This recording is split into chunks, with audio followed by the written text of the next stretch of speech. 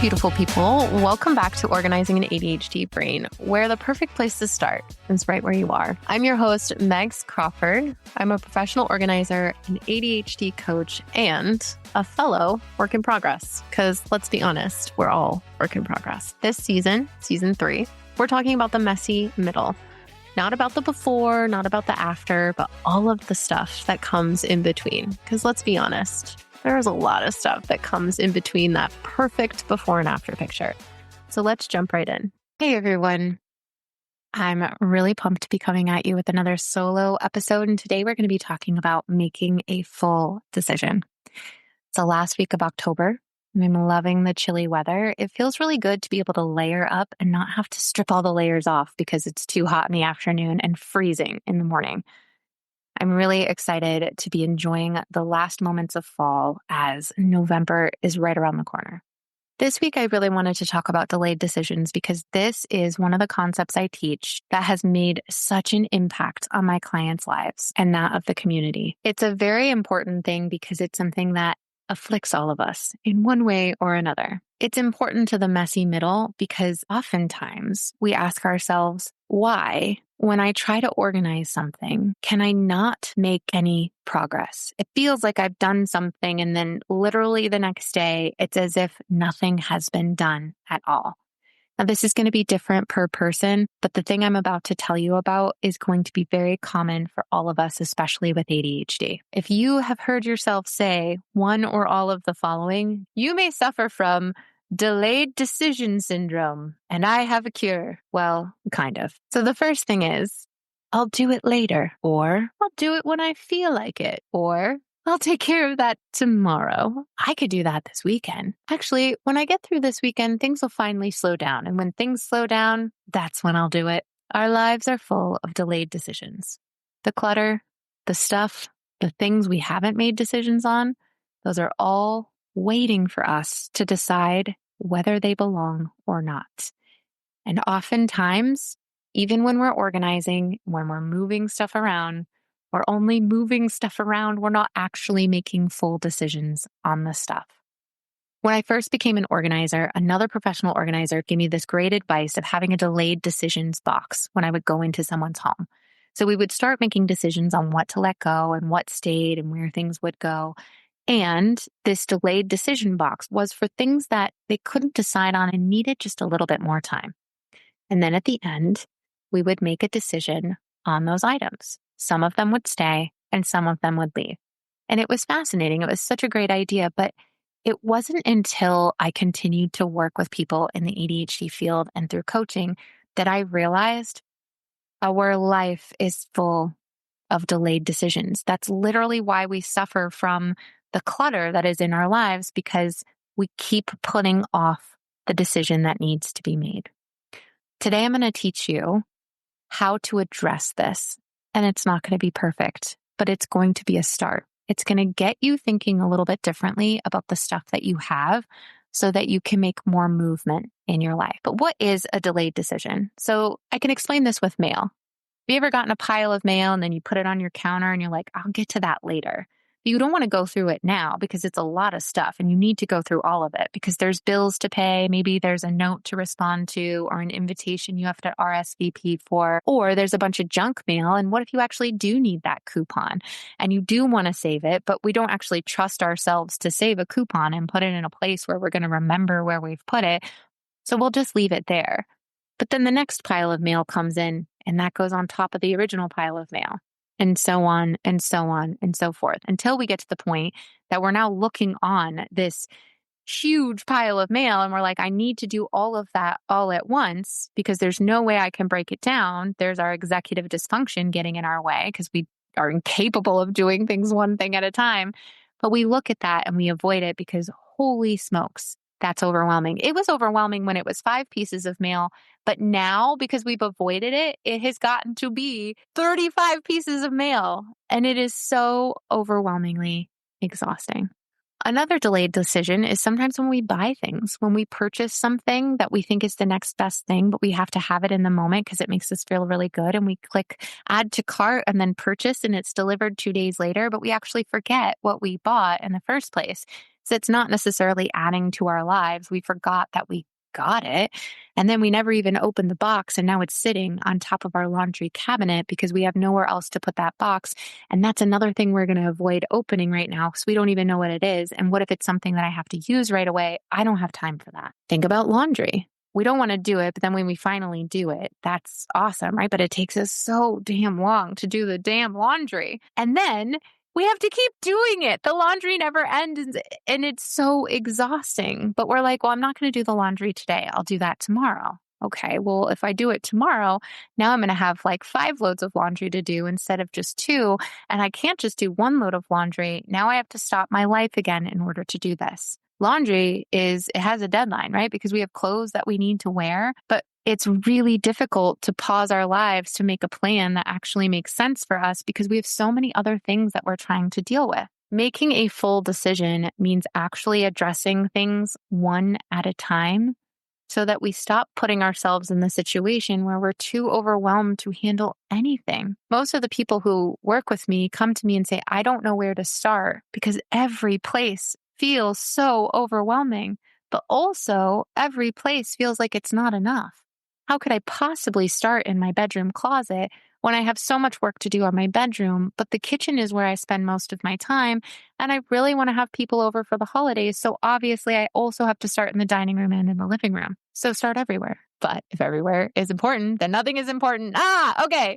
So now we've gone in a circle, right? That's what we do. We overcomplicate everything in our lives so that we don't have a plan, and then we stop and we scroll and we feel like we can't actually make progress. Making a full decision means making a decision on the items in your home one at a time. Let's talk about it. When you're making a full decision, you need only to pick up one item. If you're looking at your coffee table and there's shit everywhere, pick up one thing and make a decision on it. The first step is actually just picking up one item. Pick up one thing, not a group of things, not all the things, but one thing. And the point of this is because your brain is always going to want to do all of it at once. I have ADHD. I have been doing this forever, and I still want to tackle things, all of it at the same time. That is the way my brain works. That is never going to change. What is different here is noticing, is saying, I see that my brain wants to do everything all at once. I know I cannot do everything all at once. I'm going to pick one thing to start with. I'm going to pick up one thing and I'm going to make a full decision on it. So you pick it up. Okay, the next step is ask yourself, what do I want to do with this? Not what should you do, not just in case, not all of these other things. What do I want? What do I want? And this can get a little difficult because none of us ever ask what we want. We ask what everyone else wants. There's our people pleasing coming out. We're like, what about my husband? And what about my kids? And what about the dog? What about the neighbor? And what about that person who just had a baby? And I don't know them, but I have this baby thing and I need to make sure that I give it to them. Not about anyone else. What do you want? Ask yourself, do I want to keep it? Do I want to let it go? Okay. Those are the 2 things. And if you want to keep it, then the full decision is, where would I go to look for this if I were trying to find it? Okay. If this is scissors, where do you go to look for the scissors? Go put them there. If this was a cup, where would you go to look for the cup if you were trying to find it? In the cup cupboard? Excellent. Okay. That's easier. What about the book that you're reading that you actually haven't picked up anymore because you forgot that you were reading it because you just found it in a pile of stuff? Okay. Where would you go to read your book if you were trying to find it? Where could you put this book so that it is in your sight, so that you remember that you want to read it? Do something with it that supports you in using it and trying it and figuring it out. You don't have to try it out for a specific time period. You don't have to give yourself a limit. Yes, that could be a rule that you develop over time, but this isn't about the next step. It's just about right now. What do you want to do with it? If you're keeping it, figure out a place, not hidden, that is going to add to your life right now. If it's a book that you're not reading, but you know that you want to keep it because you like books and that's a hobby of yours, where would you go to look for it? Do you have a bookshelf? Go put it there. Done. You are done with that decision. But the second thing also is, what if you don't want this anymore? Let's come back to the book. You are like, I don't want this book. I don't want to look at it anymore. I'm not going to read it again. Okay. Now what do you do with it? The debacle continues. Well, I must sell it because I spent money on it, or I must give it away to the most noble of persons who will benefit from it. But if I don't want it, who else is going to want it? The thing is if you don't want it, the best decision that you can make for yourself is to get it out of your house. You don't want it in your house. Get it out of your house. Books don't sell very well on Facebook Marketplace. I'm going to tell you that right now. Unless you are a professional book reseller, it's kind of hard to resell books. Unless it's, I don't know, Onyx Storm right now and it's really popular. Okay, then resell that. But also I would keep mine because I can't wait to read it again one day. Regardless, you get to make the decision, but make a full decision. If you are going to sell it, awesome. Make that decision and then decide where you're going to put it so you will do it, or do it right then in that moment. You don't have to wait until you feel like it, because again, when are you going to feel like selling something? That's like another thing now that you have to put on your to-do list. And full disclosure here, selling takes a lot of time and effort. It is another part-time job. And if you need the cash, do it, but make a decision to do it and understand that this is now going to take more of your time. And when you are choosing to spend time on selling, you are taking time away from something else. If you already say you do not have time to declutter, then you likely do not have time to sell. What you could do instead is track or record the donations that you make on your phone. Make the decision to get it out of your house and then get it out of your house. The important thing about this is you have so many decisions to make. At least clear this initial threshold of stuff. Start to prove to yourself that you can do it. And then if you want to sell in the future, allow that to be the case. You don't have to make a full decision on everything right now. It's not about making a decision that is permanent and forever. It is making a decision that is right now. And can you make a decision that allows you to have less decisions to make in the future? Because if you're selling, that's more decisions you have to make. How much am I going to sell this for? Am I going to sell it on Facebook Marketplace or on eBay? Blah, blah, blah, blah, blah. Okay. I could go down a rabbit hole on that one because I sold a lot of stuff in Colorado before I left. But the second part of this was, do I want it or do I not want it? Okay. And then the third step is figure out where it goes. I wonder if we can kind of mash that together. So step number 3 is, if you are not going to keep this item, get it out of your house. And if you are going to keep this item, put it in a place that makes sense for you. Okay, so I'm going to go over them one more time. Pick one item, pick it up. That's it. That's for step 1. Pick it up. Pick up the item. Step 2, what do you want to do with this item? Step 3, make that decision. Does it stay or does it go? If it stays, where does it live? If it goes, how is it getting out? It really is making one decision at a time. If you have 23,000 items in your home, we got to get those things out because it's clouding up everything. It is preventing you from being able to move forward. You are in this limbo between the past and the future, and you have no idea what your present is. I only know this because I lived that. I kept everything and I didn't know how to let it go. And it was so emotional to let it go. Now, as full decisions come into play, we're going to ask, well, what about my kids? What about my spouse? What if I need it? But what if you don't? And I want you to start thinking about that more and more, because asking ourselves, what if we need it? How is that serving you? Truly ask yourself, is it serving me to keep things just in case? Is it truly benefiting me to keep these things just in case? And if it's not, can you start to ask yourself the question, what if I didn't need it? And would that be okay? Organizing with ADHD comes from building trust with ourselves. And there are going to be times where you let go of something and you want to beat yourself up. And this could go 2 different ways. It could go the way where you beat yourself up to the point that you're like, I can never let go of anything again. Look how bad I did it. That's mean. That's rude. And that is so unsupportive. And it's not going to help you live a life where you're a little bit freer. On the other side, you could say, shucks, I really wish I didn't do that. And what if I did it differently next time, knowing what I now know because I did a thing? And I'm still going to live a good life, even if I don't have that thing anymore. We talked a lot about letting go last season, and I'll talk about it more this next season, because letting go is something that will continue to come up in our lives. And part of making a full decision will come with things that are uncomfortable. But when you are doing this, it's important to not start with the uncomfortable stuff.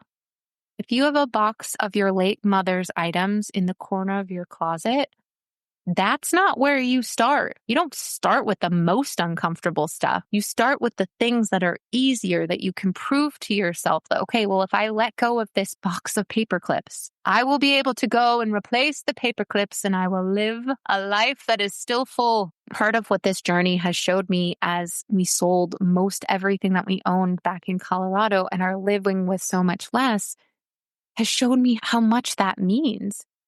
I can't tell you how many people I've spoken to that have told me about a similar journey where they put a bunch of stuff away and they have to live out of a suitcase. And they're like, oh my gosh, a world with so much less means less decisions I have to make. And it's incredible. And it just means just a little bit more ease. Your brain doesn't stop being chaotic.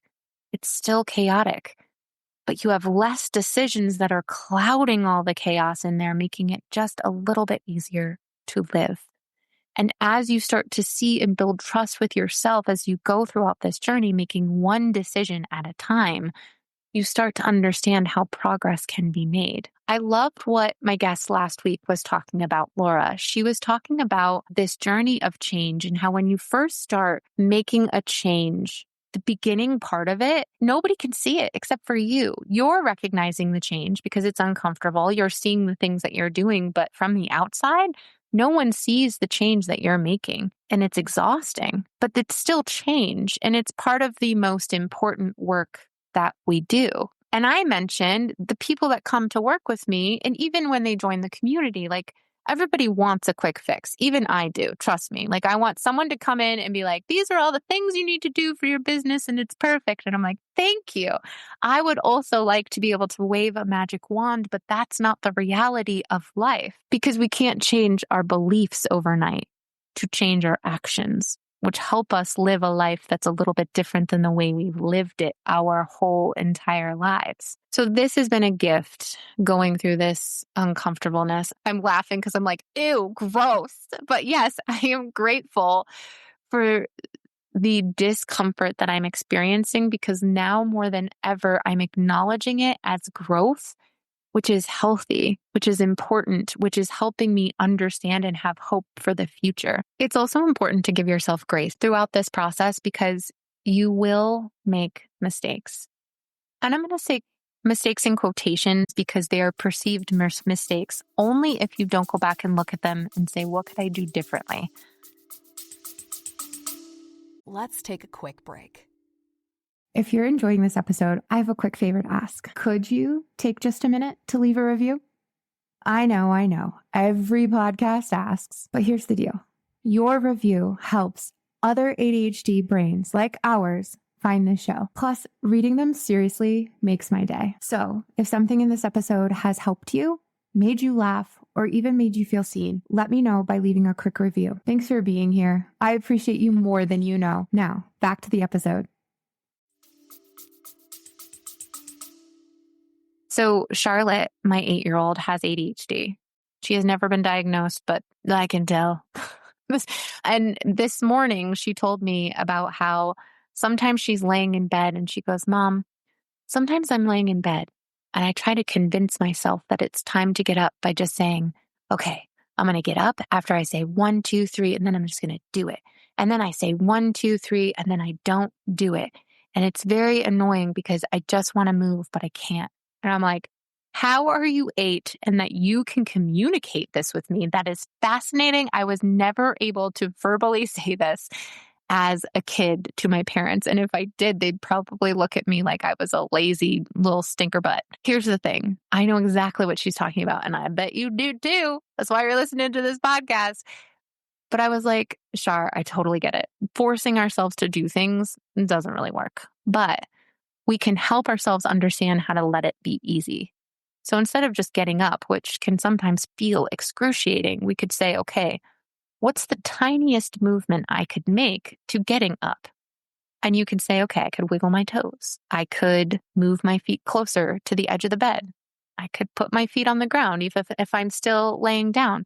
These are movements that get us closer to getting out of bed without it being the full motion of getting out of bed. And yes, we absolutely need to break it down that far if we are at that point in our lives, which sometimes our brains lead us down. Well, one thing I practiced with Charlotte back in Colorado is her and her sister would sometimes color pictures, and they would color them halfway and then they would want to keep them. And I would go through all these pieces of paper with them. And I'm like, well, girls, what do you want to do with this? We would go through these half-finished colored pictures, and they would both be like, yep, we want to keep it. We want to keep it and we want to finish it. And I'm like, okay. So we had a whole drawer of unfinished pictures that they could color whenever they felt like. And guess how many times they went to that drawer to color the unfinished pictures? Literally never. So that drawer only got more full, and it never got less full. So eventually, I just recycled all the pictures one day, and they had no idea because they did not remember. But in one particular case, I asked Charlotte what she wanted to do with something, and she's like, I must keep this item. And I can't remember what it was. I just remember what happened, and it's kind of funny. And she was like, I have to keep this. I said, okay, if you're keeping it, then where are you going to put it so that you remember that you have it so that you can use it again? She's like, oh, I've got it. She went into the laundry room that we had. You may have seen pictures of this if you've been following for a while. She went into the laundry room right next to the craft closet. And instead of putting it in the craft closet, she put it on the side where the dryer is. Like there was a sliver of wall and dryer, and like she stuck it right in between there. I was like, you're going to put it there so that you remember to use it? She was like, confidently, so confidently, yes, I am. And I was like, okay. And I let her. And here's why. Yes, there are teachable moments, but like sometimes we do need to make mistakes and we need to learn from observation to truly understand what works for us. Guess what she forgot about? Also me, I forgot about it too. But guess what we forgot about? This darn thing that she had put in between the dryer and the wall. But this is now evidence that I can say, hey, that didn't work last time. Where is something that you could actually put this so that you will use it again, that you will come back to it? And that's where we can start to learn from these perceived errors that we're making. But this comes from regulation and noticing and bringing ourselves back to a conscious brain to actually make conscious decisions around the stuff that we have. Making a full decision is a conscious decision. It's a decision that comes from regulating ourselves and saying, what is a purposeful way I can move this from one place to another so that it is not a decision I have to make again? Because oftentimes we're taking things, we're picking them up and we're putting them somewhere else. We're making movement, we're taking action, but then we're not actually saying, why didn't that work or why did it? Nobody's coaching us on it. We're just moving things. And now we're like, why can't I do this? Because we're not making full decisions. I'm going to stop this episode, but I have so many great examples because my clients are amazing and it's so fun to see us make real progress. But something else I used to do too was I'd have a front room or an office, like the office I used to record this podcast in, and I would put stuff there to go and die. I would be like, I don't want this in my way. I don't want to see it anymore. So I'm going to go put it in this room and this is where it's going to live until I'm ready to deal with it. Right? I wasn't making any full decisions. I was just putting it there. Future you needs a present you that is ready to deal with the things. I'm going to rephrase that because you're never going to be ready. You're never going to feel ready. You just have to be really uncomfortable and do it. Sometimes when I'm going upstairs, I'll have something at the bottom of the stairs. And halfway up the stairs, I will understand that I have now passed the thing that was at the bottom of the stairs for me to pick up. But it is like inertia has kicked in. And I can't now turn around and go back to the bottom of the stairs to pick up the thing that I had originally put there to be brought up. I've already made it to the top of the stairs. In fact, I've gone through all of this as I'm still walking upstairs, but I can't possibly turn back around. I made it to the top of the stairs the other day, and I thought to myself, what if I went back downstairs and got it? I know. So I did. I was annoyed. I didn't like it. And I went down to the bottom of the stairs and I picked up the thing and I brought it back upstairs and I put it away fully where I would go to look for it if I were trying to find it. Holy cannoli, but I did it. It happened, and it was a full decision, and it was not fun. But future me doesn't have to do that anymore. Present me did it, and that was really cool in the end. To sum up, make a full decision. Your future self is going to really thank you for it, and it's not going to feel good until maybe it does. In fact, it's not going to feel good until you start to really see the progress that you're making. And then you're like, this still doesn't feel good, but I'm going to keep doing it because I really like what I'm seeing on the other side. And it gets easier the more you do it. It gets easier when you do it with people. It's easier when you're working with a coach. It's easier when you have friends. It's easier when you ask for help. None of us were meant to do this alone. And most of us got into this situation because we've been trying to do it alone. We need community. We need people that we can talk to about this. Anyone, right? I don't think that you should hire a coach if your budget can't afford it. I don't want you to spend more money that feels like you are just trying one more last grasp at straws. That is not what I want you to do. But I do want you to ask for help in any way possible to start to see the progress. There's one woman in my community, and she's been with me since the very beginning. I'll never forget when she first reached out to me, and I absolutely love her. She and I have not coached, but when I was talking to her the other day, she said that her mom is helping her make real progress in her home, and she doesn't know what she would do without her. And that is everything. We've got to ask for help. However you do it, ask for help. I am here. The podcasts are here. Make the full decisions. Go do the things. Just a quick reminder that the community is closed until the end of the year. It's a really cool place. I'd love to invite you in. In fact, I will be opening it up if you would like someone to gift you a membership for Christmas or for the holiday that you celebrate this year. As a parent, as a teacher, whatever, I will have gift certificates that come up where you can join on January 1st. How perfect is that? Join a community of really incredible women and men that are making one full decision at a time. I have my coaching program open now. As of this recording, I have no more spots for October. We're in the last week, but I do have 2 openings in November. And I'm really excited to talk to 2 more people who are ready to make a real difference in their life and learn why their ADHD brain is preventing them from making real change and real momentum. There's testimonials on my website. So if you want to know more, check that out there, organizinganadhdbrain.com/coaching. Book a call with me so that I can get to know you and you can actually meet me. Or just send me an email, ask me some questions, and we'll go from there. I'm not shy, and I will tell you if I really think that coaching is a right fit for you. Regardless, I'm always trying to find other solutions that meet your needs. Us thinking differently and having different passions are literally what makes this world go around. If we all liked the same things, that would be really boring. And you guys probably wouldn't listen to this podcast because you'd know everything that I knew. So why would you? Right? I'm an ADHDer who loves organizing, and here I am telling you about it. I'd love to hear from you. I'd love for you to tune in next week, and I hope you have an incredible last week of October.